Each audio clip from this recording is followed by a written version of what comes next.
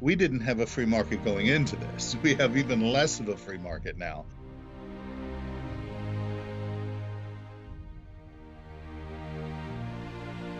Hey everyone, this is Elijah K. Johnson with the Elijah K. Johnson Report. And with us today is Reverend Robert Sirico. He is from the Acton Institute. He is the president of the Acton Institute, and he's also the author of Defending the Free Market, A Moral Case for the Free Economy. Father Sirico, thank you so much for joining us today. Delighted to be with you. Thank you. Awesome. Now, we have a lot of things going on in the world right now. I noticed. Yeah, Yeah. and a lot of people have noticed. It seems like this is impacting literally everyone. I'm really glad to talk with you about it because I don't get out much. And so hearing what's going on in the world is it's a good thing. Yeah, I wanted to start with actually some of the positive things that have been coming out. A writer, one of the writers on your website, Joseph Sunday, said that civil society appears to be self-governing rather well, marked by plenty of individual restraint, collective wisdom, and creative cooperation. Can you kind of bring light to some of the encouraging ways people have been self-governing right now? Well, yes. Who's responding to people's needs? Where are people going to for if they need food for the week? Where are they going? They're not going to the federal government. They're going to their local food banks, to their parishes. I have to say that in my own parish and in my own locality, we have not been overwhelmed. It seems that people, it's going along, and I think it's also there's a deepened sense of kindness and appreciation. I can see it now. Of course, I'm not in New York, but we're in Michigan. But there's a great kindness on the road, or if you are at the shop, if you're going to the store to buy some food, people are a little more courteous with their carts, that kind of thing. I think it brings it out. I remember when I was very young, in my teens, we had the New York blackout. And it was the first New York blackout. And there was just this sense of community, of people coming around each other. And I think this has been going on for some time now. I don't know if it will continue, but it's the people we know and the networks that we have that are the first.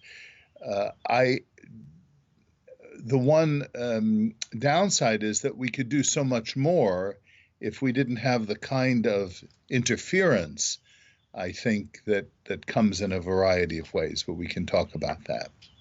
Definitely. And this interference is really playing out in a lot of different ways, and there's been even protests about it across the country. People are pointing out that these are some of our liberties are being suspended, and it's in obvious ways.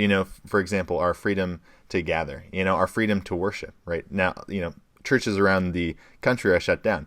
Now, some people would argue, this is a very legitimate reason why our liberties are being taken away right now. Like, this is a public health crisis. It's kind of like we're in a war right now. Sure. So yeah, I guess, did you want to bring some light to that? Is this kind of lockdown on businesses and individuals justified right now because of times of crisis? Here is what frustrates me about all of this. The presumption, well, actually, I have to go back a little bit in history in order to bring the point I want to make out more forcefully. And that is that for a good number of years, 50 or 60 years, there has been this mounting centralization of various kinds of planning, whether it's economic, political, health, research. All of these things we have more boards, more national health services, the World Health Organization, the United Nations, various groups, state bodies, so that this has been building for some time. Now you get a real crisis, and all of a sudden, everything comes into lockstep, largely because these affiliations are nationalized and centralized. Now, certainly there is an efficiency question that is positive, that we want to have that. But we have to really think of the downside of this, that people get into lockstep thinking so that the scientists are responding to their funders, and the medical people are responding to their funders, and all of the governance boards, so that you get a kind of one mentality, one centralized source of knowledge, a kind of synoptic delusion, if you will, the one-eyed, one central approach, and that is dangerous. I am concerned both from the research point of view that people may have excluded options that might have otherwise been on the table. I'm concerned that the policy, a great example of it is in the state of Michigan. I think we have one of the most centralizing mentalities in our governor here, in that I don't see a difference between her policies toward Detroit and Grand Rapids, as an example. These are very different communities that are facing very different issues. So that's the backdrop that I wanted to offer. But the essential question is, who cares more about the well-being of kids in schools or the people in their parishes than the pastors and the people who are governing? I mean, we know better what needs to be done than the governor does, than the president does.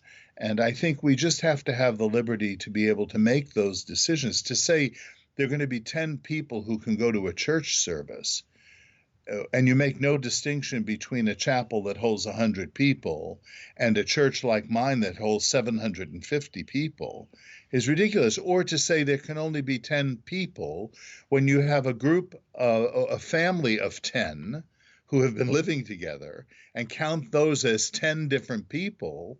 I mean, these kinds of bureaucratic decisions that come out of a centralized way of thinking rather than the multiplicity of communities that make up the whole of society. And I think while we want to have interventions, even from central government, when there is a manifest failure, and this is one of the greatest crises that I've seen in my lifetime, we also want to have the energy and the knowledge and the input and the know-how of local communities on the subsidiary levels who can effectively respond in a way that doesn't further endanger, or at least if it does endanger, it endangers localities and smaller groups rather than having an endangerment that occurs from the central organization. Yeah, all very good points. And I guess I guess what you're saying is kind of have it be more localized, the decision making. And you write about in your book, Defending the Free Market, kind of how there's actually a moral case for a free economy. And so how would those kinds of same principles be used here? Like, can the free market, because obviously we don't really have a free market right now with everything, all the restrictions and everything. So is there a free market approach to this crisis? Well, we didn't have a free market going into this. We have even less of a free market now in the middle of it. Well, the question you ask has several parts to it. The first is the ignorance. It seems like people are not acknowledging that the business doesn't care about its customers or its employees. I mean, what's a business going to do that doesn't? And then the interventions are so blunt that, for instance, if you're going to offer unemployment insurance with a $600 a week bonus, you're going to have employees that make less than that want to stay unemployed longer than the business may want them, that have use for them, have economic productive use for them. And this has not just an economic impact, but it has a psychological and a moral, a social impact. People who can't go to work become depressed. I mean, there's no coincidence that there's an increase in domestic violence occurring in our society right now. So to section these things off as though they were all different parts. And then there's the kind of positive side to it. Look how the market itself has responded. You remember earlier in this pandemic, the big concern was the three concerns were over the drugs needed, the masks needed, and the sanitation, the sanitizers needed. Well, immediately, a number of our distilleries, you know that Grand Rapids is the great beer capital of the United States. I don't know about Toledo, but we also have great distilleries. They immediately began producing hand sanitizers because they're working with alcohol and all the rest of it. Likewise, the way in which the federal government has impeded the availability of masks, because there are certain requirements that I don't know what level of bureaucracy makes these requirements. Now we see that the regulations have been dropped. And then the provision of medical care, both in terms of research that has prevented the kind of discovery of new drugs and treatments, but also the regulation on medical professional workers, nurses and doctors.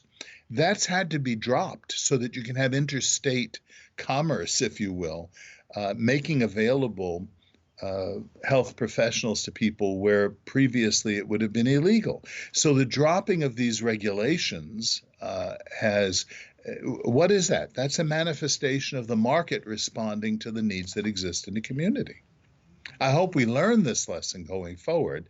I'm not so sure. Definitely. And it seems like sometimes when the government steps in and kind of as the safety, right, when the government tries to solve the problem, it kind of sometimes results in a reduction of liberty. We've already seen the government, step in with a $2 trillion coronavirus relief bill. Two? Well, more than that, possibly. There's a bidding war going on in Congress right now. It's at least up to 3. And remember, this is being piled on top of a $25 trillion deficit we're already in the middle of. Who is going to pay for this? And then they're talking about more. Now the cities and the states are going to get their take. And yeah, I mean, this is an enormous burden. And I guess the question is, what kind of consequences might there be going forward, with, I don't know, inflation because of this relief bill, or maybe a reduction in our liberty going forward. Sometimes, liberties are taken away but not given back. So, what is your perspective on how this could, if we're not careful, have a permanent impact? Well, there's a very good book that was written about something like this. He doesn't deal, interestingly enough, with pandemics or epidemics, but he does deal with the graduated increase of government involvement in the time of crisis, in various economic crises, and how the interventions ratchet up the level of government intervention and then never quite come down to what existed before. And so it keeps kind of going up and up and up. And this is, on the historic scale, unprecedented.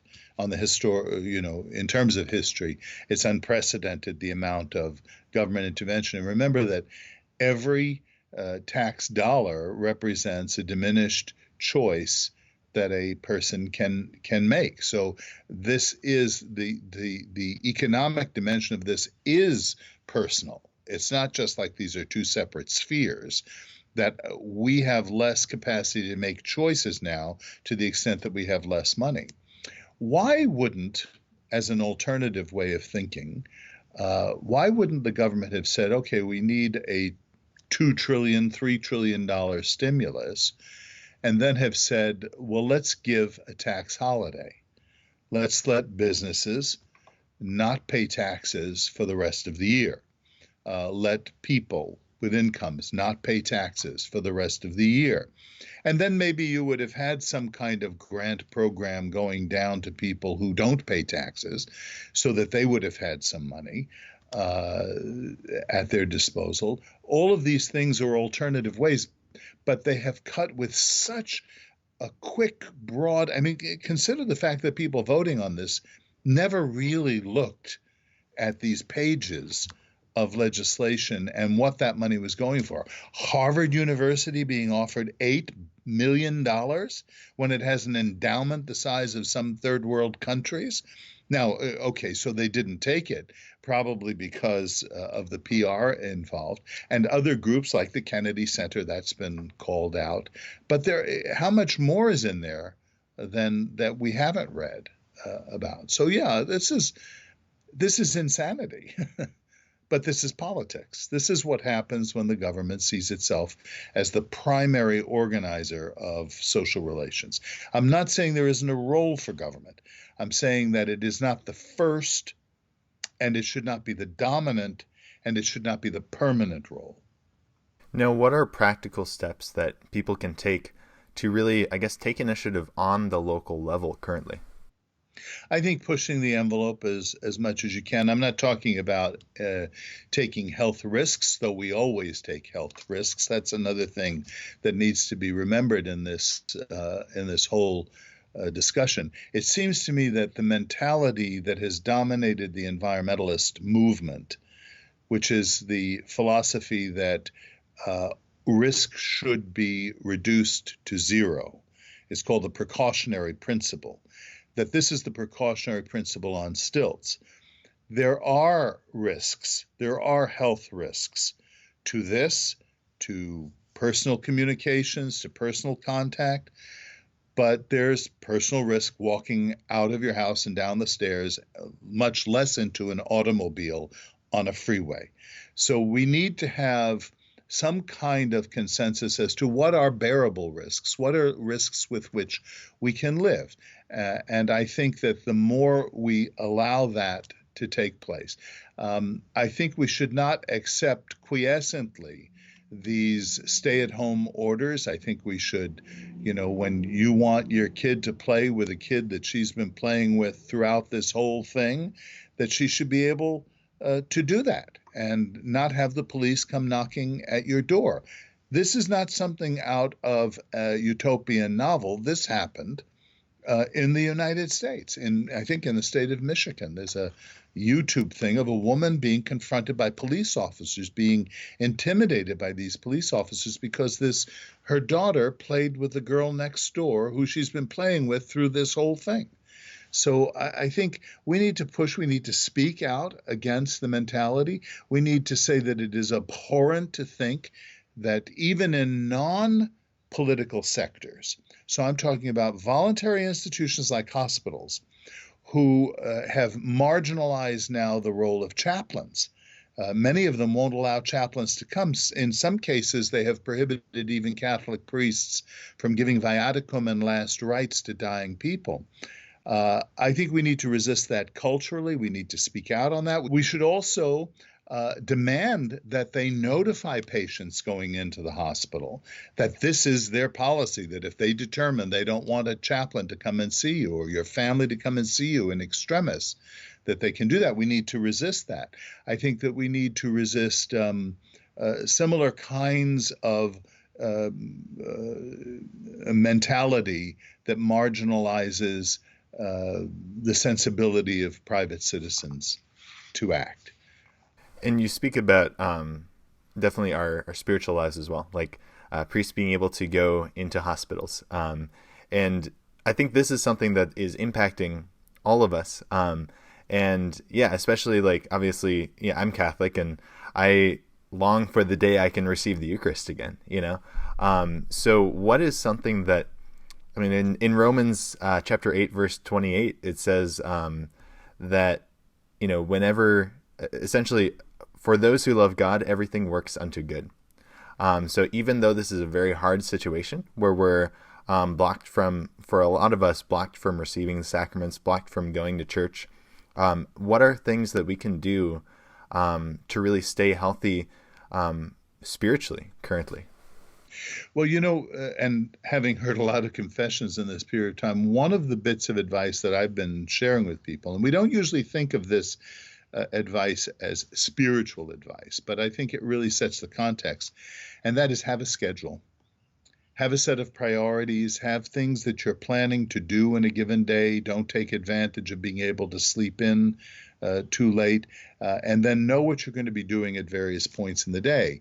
And that has to do not only with accomplishing very practical things that you may need to accomplish, but also putting down virtues that you want to perfect, so that you say, today I'm going to be a little more charitable to my little brother, who is very annoying during this enclosed period of time. And here's particularly what I'm going to do. I'm going to make him his pancakes that he likes with the mouse ears or whatever, something like that. That you begin to foster a different atmosphere. You see, so you start with something very practical and seems very non-spiritual, but it becomes very much so. Of course, if we're talking in terms of Catholic resources, there is this importance of the examination of our consciences, and then the ability to receive spiritual communion. So you receive the full grace of communion, though not sacramentally. And St. Alphonsus Liguori has a little prayer that we've been daily delivering to our parishioners to encourage them to stay in touch. There are all kinds of devotions, the rosary and other kinds of devotions. And what a great opportunity to begin to diminish that pile of reading that you've been wanting to get to. Even if it's not directly spiritual reading, good literature invigorates the soul as well. So read a play of Shakespeare that you may not have read. And if it's too hard to get through the Shakespearean language, read it when you're watching a performance of it on YouTube or something like that. So those kinds of things that fill the day. See what charity you can perform for people who are in need. Becoming conscious of the needs of other people, having a broader perspective of what's happening. I mean, really what you're addressing is a deep problem of the problem of evil in the world. How do we overcome evil? This is a much bigger topic than we can discuss, but the answer to it is seen on the cross. That Jesus Christ takes evil into himself and bears it on the cross. And on either side of our Lord on the cross, there were two thieves who reacted. I always think of them as reacting in the name of humanity. One cursing Christ for the evil he's enduring, and the other asking to be admitted to paradise. So that's how are we going to respond? Awesome. Well, Father Sirico, thank you so much for your time today and your great insights and advice at the end here. Before we let you go, did you want to share with the viewers, any last thoughts you had and where they can find you online? Yes, well, acton.org is our website, and there's a whole coronavirus section. When you get on there, there's a kind of place where we have a bunch of articles and videos on this whole thing that will elaborate a number of the points that I've made. So acton.org, not action, acton.org. We'd welcome you. Thank you for letting me be with you again. Well, Sirico, thank you once again. God bless.